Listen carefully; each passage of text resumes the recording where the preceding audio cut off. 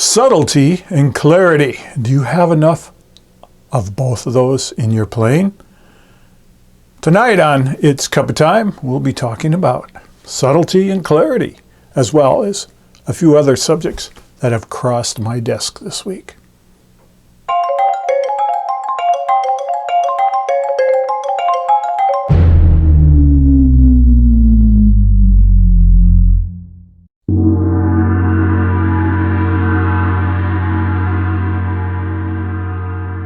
All right, welcome to this week's It's Cuppa Time. I'm your host, Michael Bettine. I'm glad to have you here. And a lot of things to cover in this week's episode, so I have notes. I want to make sure I cover everything, and I've got a few things I want to read and discuss. First, subtlety and clarity. These are things that I think about all the time with my own playing.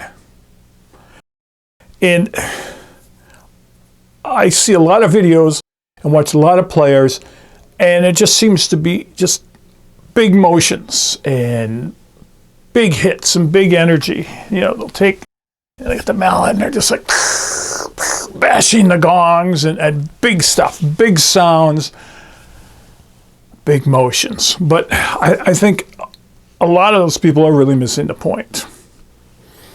Subtlety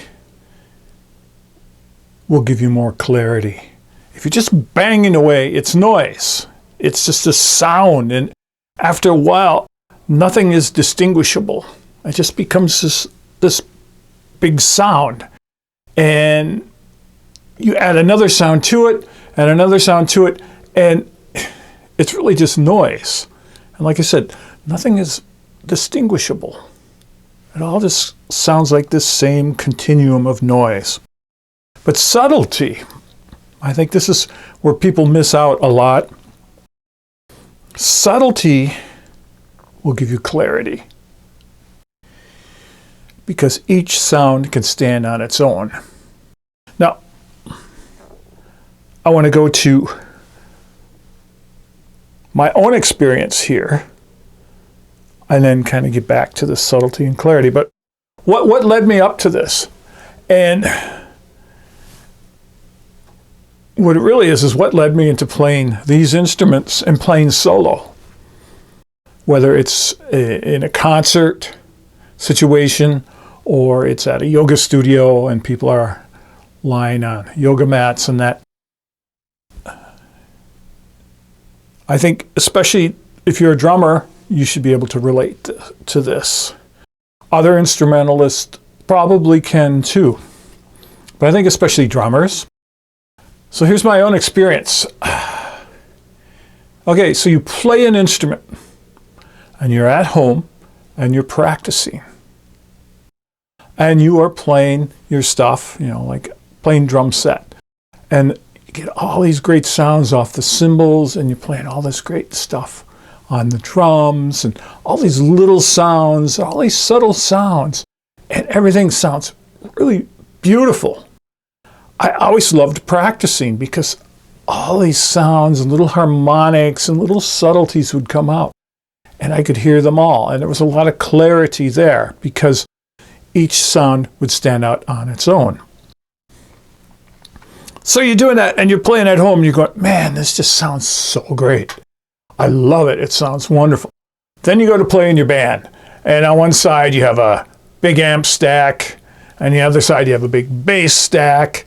And then you got a big PA system out in front of you, and, they got to mic all the drums up, and suddenly you start playing, and it's like, there's all this sound, and all the beautiful, subtle sounds that you made at home disappear.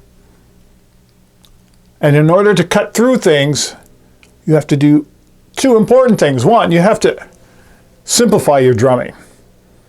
Because if you're playing all kinds of notes, they're going to get lost in that big mix. So you have to simplify it. So it's pretty much 2 and 4 in the snare and 1 and 3 in the bass drum. So you're going boom, boom, boom, boom, boom, boom, and you're pounding away because You need to have a certain sort of presence, even if you're mic'd up, a certain sort of presence. That requires force to bring that presence out of your drums and your cymbals, even through the PA system, because it has to match that presence of those huge amps that are on either side of you. So again, all that beautiful stuff you're doing at home.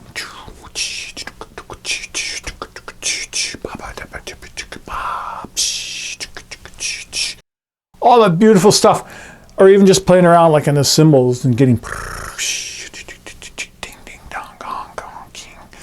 all those beautiful sounds, they can't be heard. So it has to be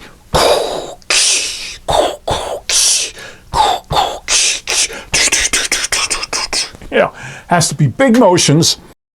It has to be very distinct individual notes, and they have to be loud. So all that beautiful stuff you're working on at home doesn't translate. And I can imagine it might be the same way for other instrumentalists, where you're playing your trumpet or your sax or whatever, and you get all these beautiful things. And when you get on stage, you just got to blow your brains out. You just got to really blow. So, subtlety and clarity. That's what led me to where I am today, to what I'm doing, because I love all those beautiful sounds. So I decided some 22 years ago to pretty much stop playing in bands and concentrate on playing solo percussion and concerts and playing at yoga studios and spiritual places and whatever, because not only for me, I wanted to hear all the beautiful sounds, but I wanted the people to hear that too, to hear all the subtleties. So with the gongs, it's rare that you'll never find me bashing up the gongs and getting a big huge wall of sound. That's just this wall of noise. I'm just not into that. I'm much more into the subtle sounds. So here's the thing to do. Look at how you play. I want to challenge you to practice on whether you have one gong and one singing bowl, or you have 10 gongs and 20 singing bowls and some bells and whatever. Whatever your setup is play extremely quiet. And listen to the sounds. I'm talking about, I just have the lavalier mic on, so if the sound of the gongs isn't that great, it's just coming through the lath. But, just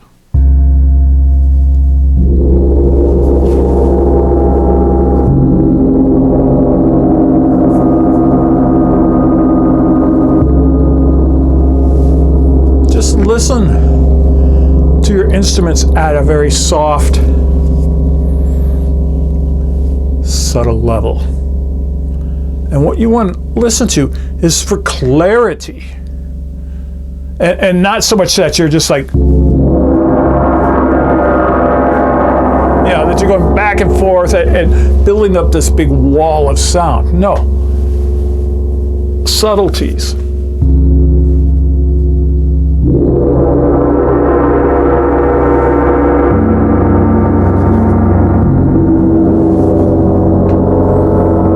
Throw in some bells. Here I've got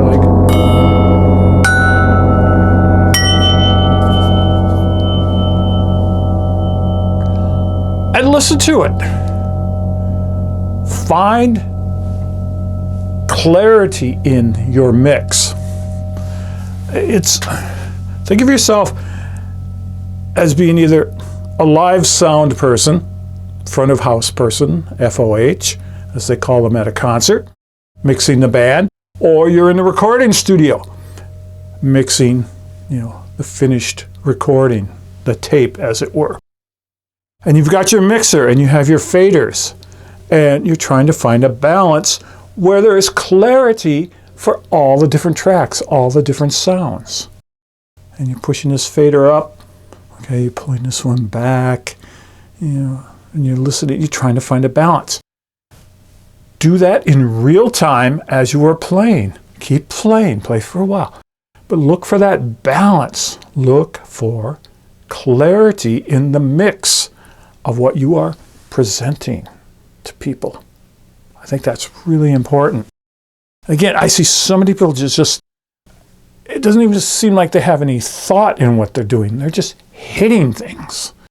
And they build up this big sound and they think, wow, this is amazing because it's just big. And yeah, power and volume has a certain sense of amazement to it because it overwhelms us. It overtakes us. But after a while, it's like, okay. But I want to challenge you to play quietly. Look for the subtleties. Look for the beauty in the sounds you were making. And find some sort of a clarity in the mix of what you were doing, where each sound can be heard. Each sound has its own beauty that can come up through the mix, and the people out front can hear it and appreciate it. Subtlety and clarity. If there's anything I have built my whole career on, it's that. Even in playing in many of the bands I was in, I was never a slammer. I was never like, just bashing the drums, because to me that wasn't why I played drums. I played with much more subtlety. I like to play with more orchestration of the parts I was doing. And back in the 70s, I took my drum set and I added gongs, I added timpani, I added orchestra bells, I added chimes, I added bells, I added sheet metal, I added shakers and rattles. All these things to my basic drum set because I wanted to add more subtlety and just more beauty in orchestration to the parts I was playing instead of just playing beats. Granted, I was fortunate enough to play in quite a few bands doing original music, so I was able to compose these parts. But even in a lot of cover songs, I would try to find that same sort of thing, that subtlety and clarity, which I guess you could say subtlety and clarity can equal beauty. Everything sounds beautiful. So that's kind of my spin on that. Let's move on.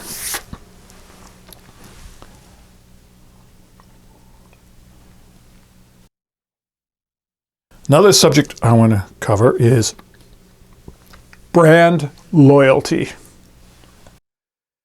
Now, if you know anything about me or you know me at all, I'm a Paiste artist. I've been playing Paiste products since, actually, I think the first time I encountered Paiste was 8th grade. In my middle school, high school, they were combined in the same building. They had Paiste cymbals on the drum set, and that's when I was first learning drum set and really trying to figure that out, and they had Paiste cymbals. So that was my first encounter. And then later on in the 70s, most of the people I aspired to, who were my heroes, played Paiste. So I really enjoyed the sound, and I bought Paiste cymbals and added them to my setup. And I bought Paiste gongs and Paiste sounds. Eventually, some 20-some years later or so, I became a Paiste artist. So, I've kind of built my whole career on Paiste sounds. But as much as I'm a Paiste artist, they're not the end-all, be-all of gongs. I have well over 100 gongs, and most of them are not Paiste. So, there you go. But Paiste is the main gongs. As you can see, they're behind me. That's what I use on my setup as the main gongs. But as far as brand loyalty, if a brand does something for you and you really like what it does, the product, the sound, the feel, whatever, then by all means, go with it. But if you're hearing other stuff, don't be afraid to get other instruments. I've got a whole bunch of gongs from Dream. I've got over 2 octaves of tuned gongs. I got some other gongs, and they're great. I've got gongs from all kinds of makers like Steve Huback and Michael Paiste and people like that. I've got, all kinds of Asian gongs from all the different countries in Asia. So, to me, I'm still all about the sound. I'm also a Balter Mallets artist. So if you notice in my videos, I'm playing a lot of Balter Mallets. That's because back in the day, before there were many mallets made, Mike Balter was the main company making mallets. And they made the best quality mallets out there, and they made the most diversity in mallets. So naturally, I gravitated towards Balter Mallets, and especially with the gongs, they made so many different things that fit with playing the gongs. And I got to be a Balter artist, and I still am today. So most of what I use are Balter Mallets. But here's a Paiste mallet. And I have mallets by all kinds of other companies. And again, to me, it's about the sound. If Balter doesn't have a mallet that will get the sound I'm hearing in my head, I'll either make one to get that sound, or I'll find one that somebody else makes to get that sound, and I'll use it. That's just kind of the way it goes. So brand loyalty. We could probably do a whole episode on endorsements and what that's all about. Maybe I'll do one in the future here. If you're interested, put it in the comments below if you want to have me talk about endorsements and really what it's all about. Because I think a lot of people misunderstand that subject. But I digress. Let's get back on brand loyalty. If you fall into one kind of gong, if Gongland, if you love their gongs and just want to play their gongs, that's cool. Or Meinl, or anybody else's gongs, Broder Utkin, or Martin Blaze, or anybody, and you're like, wow, I love the sound that this company, this person makes. I identify with it. I want to play all or mostly their stuff. By all means, do it. But if you want to have one gong from every company and have such a wide variety of things, it's cool, as long as you can mix them together and blend them and make everything sound like you. It's cool. So brand loyalty, I see a lot of people talking about that. Oh, you shouldn't stick to one brand. Oh, you should, blah, blah, blah. It's up to you. As far as buying any instrument, it should be, what are you hearing up here? What are you hearing in your mind? Not so much your ears, but in your mind. That's what I go by. I hear things in my head and I'm going, okay, I have to find something to match that. Just like these new bronze gongs from Paiste. Those are the gongs I've dreamt about for years. I was hearing these sounds, I got the bronze gongs, and I went, oh, this is what I've always wanted. So I'm playing a lot of bronze gongs in my setup. But, that works for me. So always go by what's the sound in your head, your mind, your brain, your spirit, your soul, however you want to define that. Not so much your ear, but inside you, in your heart. What is that sound that makes you want to play and makes you want to really, create music? So go with that. All right, here's something that came across a while ago. Take a little tea break here. Today's tea is a Darjeeling, a nice subtle one. It's got a little kind of grapey, malty sort of flavor to it. I like it a lot. So let's look at this. There's a percussionist named Ben Irons, and he helped design a whole new line of mallets for Dragonfly mallets, who make great mallets. I don't happen to have any of their mallets because they do a whole different sort of thing than I'm into. And I found a couple of their mallets are like, most of their mallets don't do it for me for how I play. And it's not that they're bad mallets, they're just different, you know. And I think part of it is because I'm an old guy and I've been playing, develop my own sound, and I'm used to my own mallets. I tend to stick with it because that's what's familiar. I don't know, maybe I need to change and get some new stuff. But anyway, so Ben Irons has designed some mallets, and he put this thing up on, it was on Facebook and Instagram and all this about designing the mallets. And I want to read it to you because I think he's really generalizing here. And I think he's missing the point in some ways. But this is to quote him. Back in 2018, I was working at a corporate-style meditation center in Central Phoenix. As I watched hundreds of sound baths facilitated by my colleagues, I noticed the mallets used by gong players didn't make sense. Okay.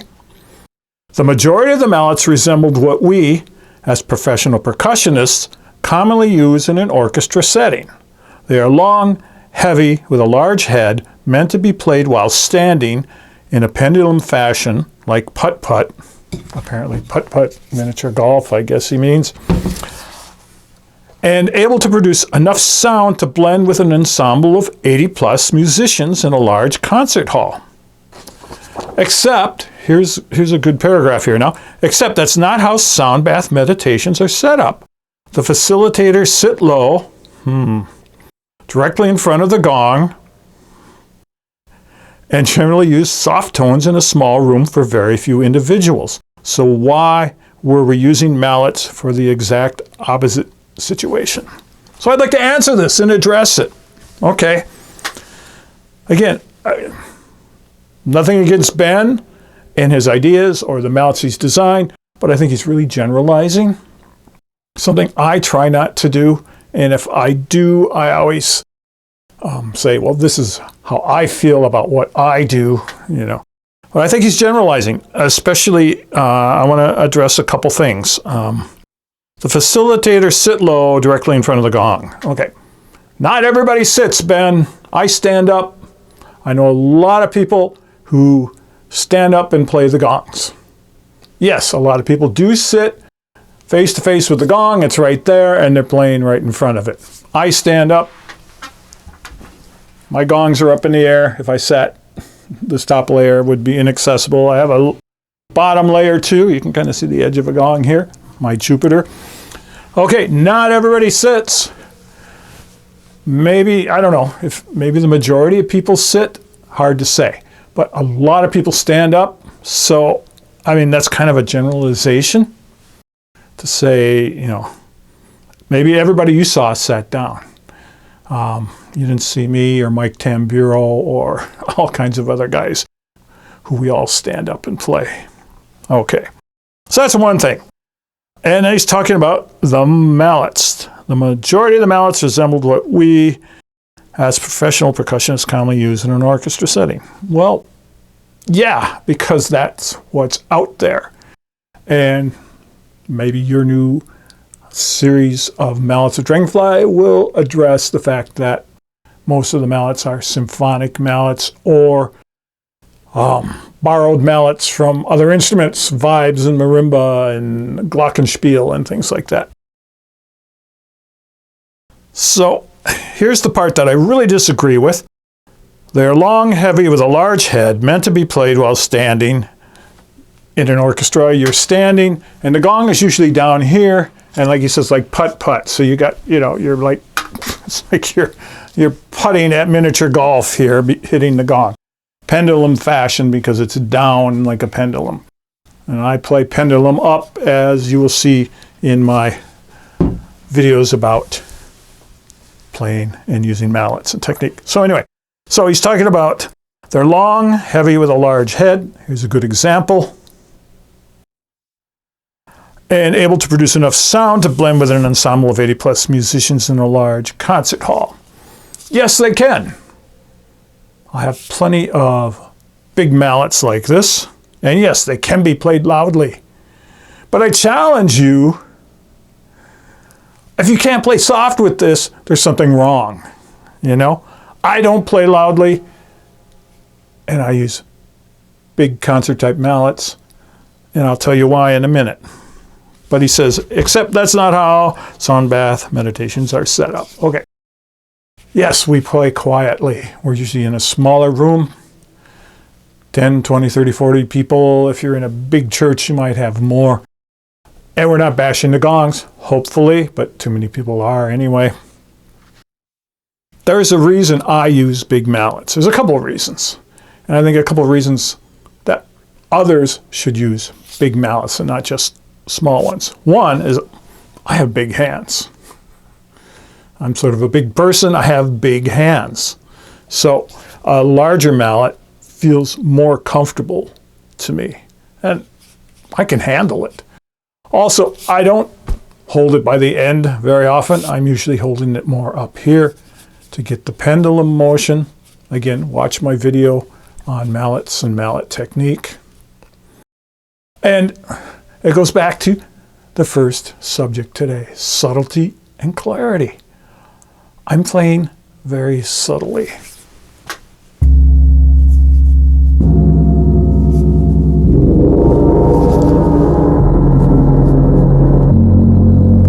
Bashing my gongs at all. But the problem I find, let me find another mallet here. Here we go. Okay, here's a small light one. This is actually a symphonic bass drum roller. There's nothing there. It's very light. So I can play and it's fine. I can get very soft, subtle sounds out of it, but I can't get any depth out of the gongs. Because there's no weight there. There's no mass. This thing weighs nothing. I picked this up. This is probably weighs 4 times what this mallet weighs.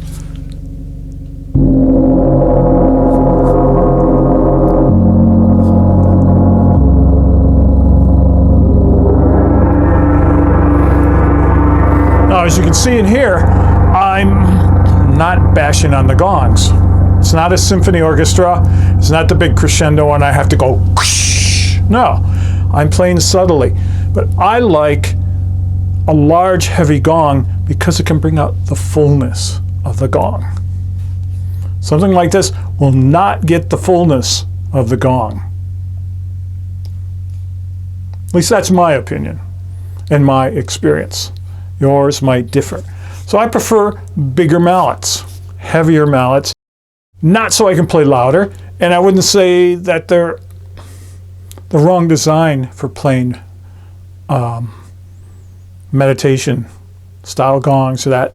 I would say you need to learn how to control your mallets. I remember years ago I had somebody write to me and they said, what mallet should I get that's the quietest, that I can play really quiet on the gong? And I wrote back and I said, whatever mallet you have. I said, there's no such thing as a quiet mallet. It's your technique. It's your approach. It's all up to you. I could play really loud with this. I could, bang on it. Or I could play really soft and subtle with it. So it's not the mallet, it's the technique. Now I can see somebody who's might be smaller hands, a little smaller build. Maybe they prefer lighter mallets, and that's cool. I can understand that. So, there's nothing wrong with that. But I do like a little bigger, a little heavier mallet because I think I can get a fuller stroke and a fuller sound out of a gong. And especially, again, these new bronze gongs from Paiste. They need a bigger mallet, even when played softly. They need a bigger mallet to yield their sound. Not so much bigger, but I should say a heavier mallet. They need that weight to get the sound to come out. If I play it with something, I have to work harder. So that's another part of it. With a heavier mallet, I don't have to work as hard to get whatever volume I want. So anyway, mallet weights. Play what you like, try a lot of different mallets, and find what works for you. I like heavier mallets. But I know a lot of people who like lighter mallets. So find what works for you, what gets your own personal sound, and go with that. But I just had to mention that because I think Ben made a lot of generalities there. Obviously, he hasn't seen enough people playing standing up and people using big mallets in a subtle way. So that's that. Next subject, healing versus therapy. I've probably talked about this before, but I've seen a lot of stuff on Facebook and Instagram and some other places, some of the other forums recently about healing versus therapy and blah, blah, blah, blah, and all that. And I think a lot of people don't even understand it. They don't even know what's what. The way I look at it, therapy, you can go to school to become a certified music therapist or a massage therapist or some other sort of therapist. You can get a diploma. You spend years doing that. It's not a weekend session. Like, hey, learn everything about the gongs in one 8-hour thing. I have an 8-hour workshop coming up next month, but it's like, no, we're just going to cover the beginning of various subjects. This is not going to be like, you're going to learn everything you need to know in 8 hours, because you can't. So anyway, there are legitimate therapists out there who go to school, study for years and years, very rigorous courses, and they get a certificate and or diploma as a therapist and get all kinds of letters behind their name, depending on what kind of therapist they are. So you play the gongs, unless you've gone through one of those courses, you are not a therapist. I'm sorry, you are not. I'm not a therapist, and I never ever use the word therapy. I don't talk about therapy because that's not what I'm doing. I'm a musician. I'm not a therapist. Healing, the other thing. Okay, now if you are a therapist, you may be able to bring some sort of healing to your patients through your therapy. I'm a musician. I play gongs. I don't talk about healing either, because in the strictest sense of the word, I'm not a healer. I'm a musician. I create these sounds and I present them and let people do what they want with them. Take what they want out of the sounds. So I think there's a lot of people who are still hung up on gong healing and gong therapy and I'm a healer, I'm a therapist and that. And it's just like, no, you're not. You are a gong player. You are a singing bowl player. You are a crystal bowl player. You're not a healer or a therapist unless you've actually spent years and years and years studying. Maybe you've apprenticed with a traditional medicine man or medicine woman for more than a weekend thing on the internet.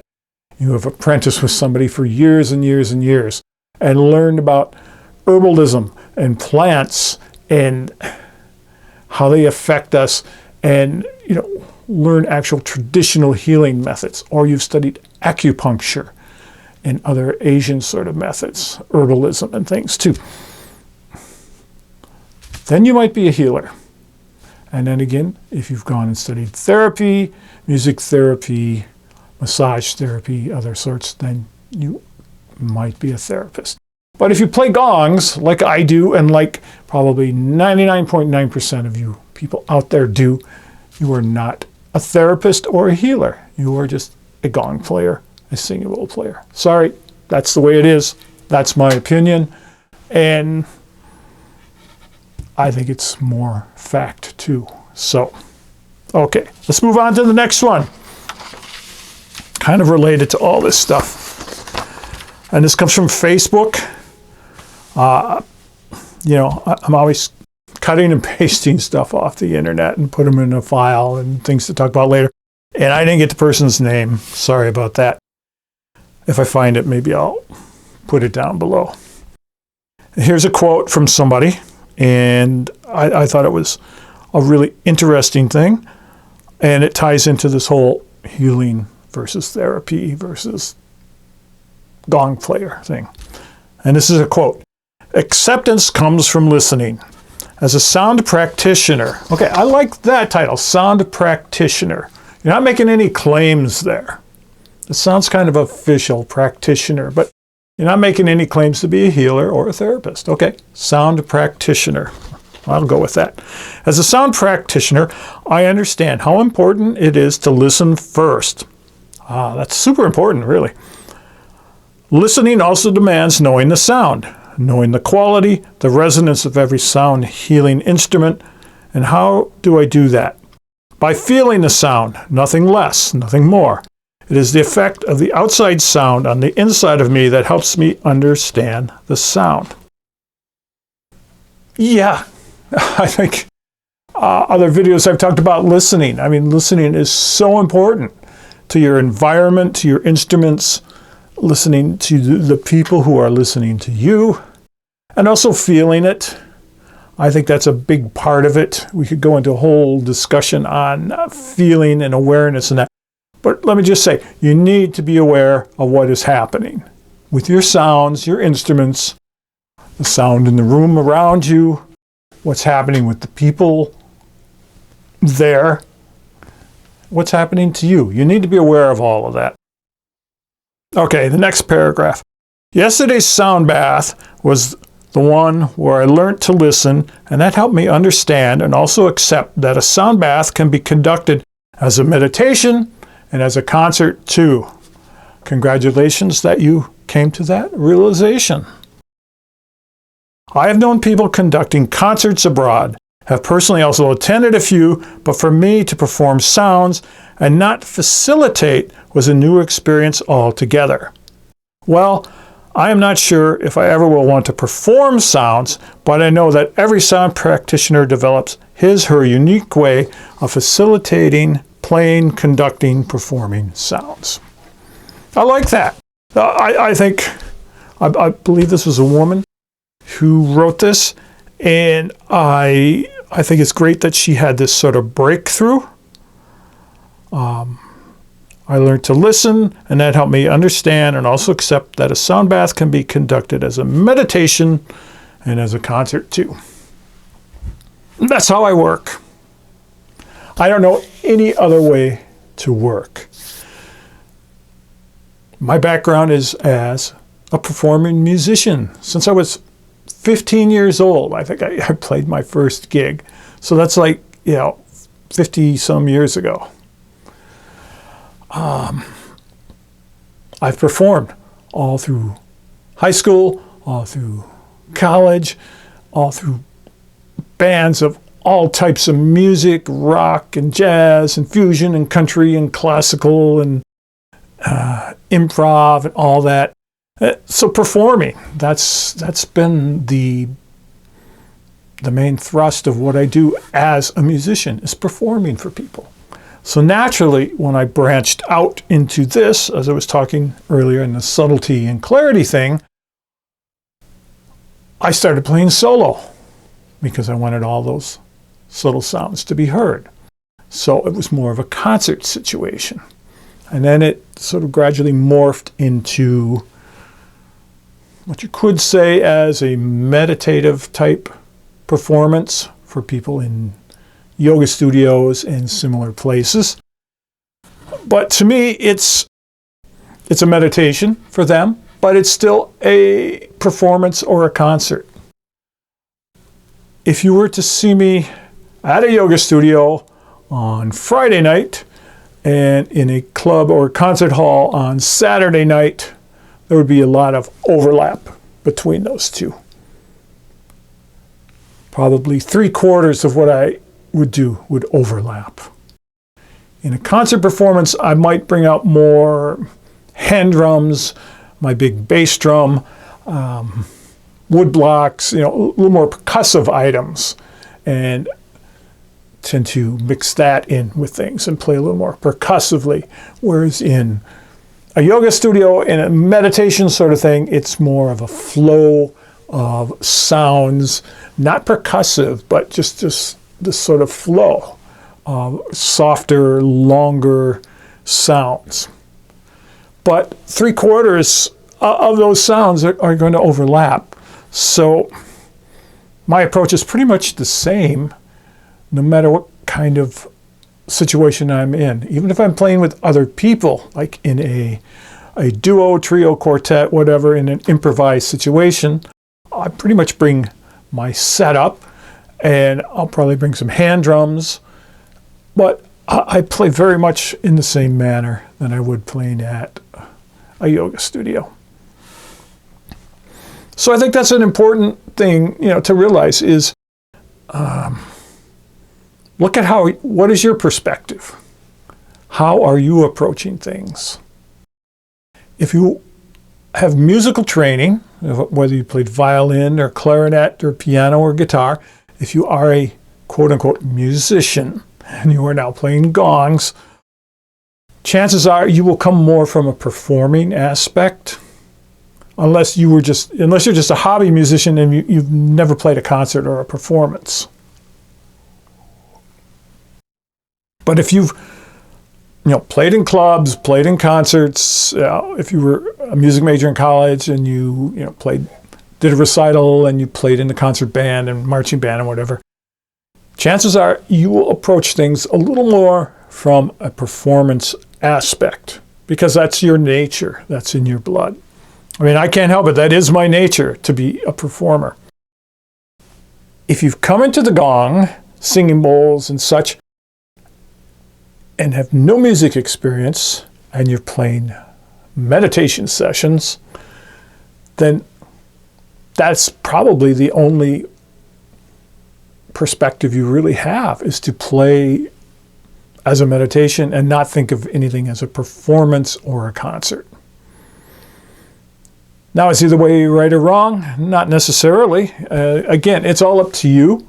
What are you feeling? Again, what's your perspective? I know for me, as I said, it's always coming from a performance perspective. I'm always thinking technique. As much as I'm improvising and flowing, I'm still thinking technique. I can't help it because technique has been really ingrained into me from studying so much and practicing so much. So even when I'm up there playing, I'm still thinking technique, even subconsciously, not, oh, am I holding my mallet right? Am I doing this? Am I moving right? It's become a subconscious thing. It's all muscle memory at this point, but I'm still thinking technique, using technique, because that's my background. So, look at your background and I just ask you to, do a little self-introspection. What is my perspective on this? How do I perceive what I am doing?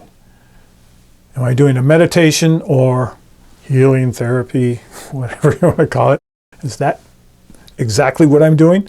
Or am I doing a performance? Or am I doing sort of a combination of both?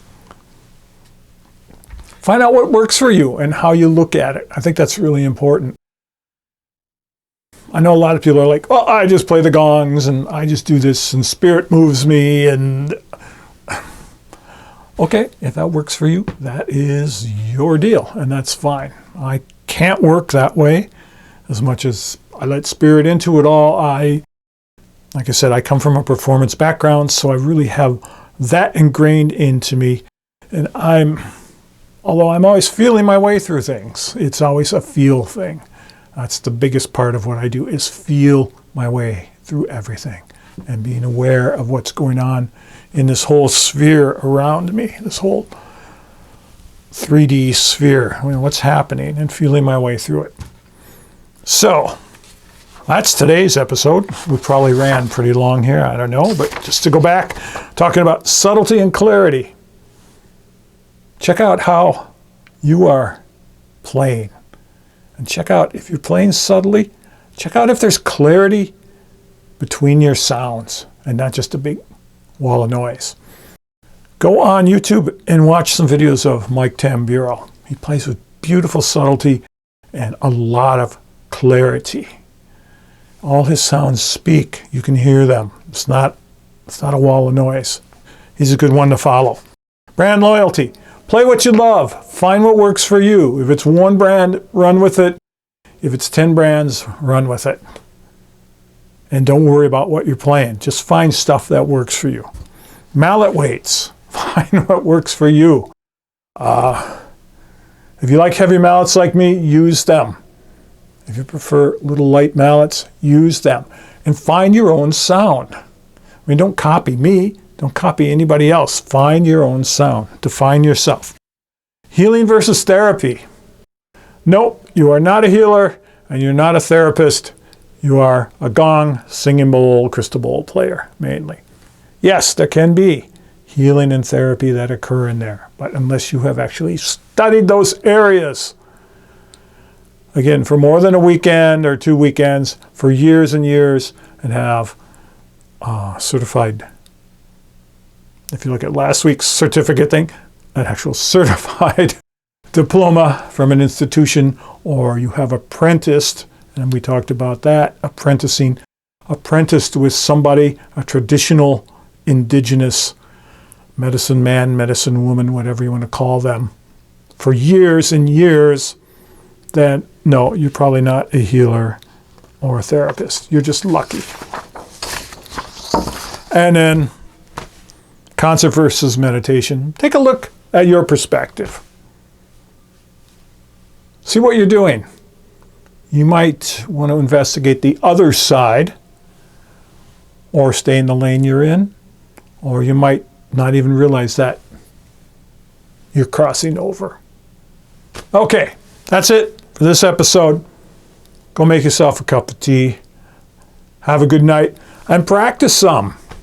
Get to work. We'll see you next week.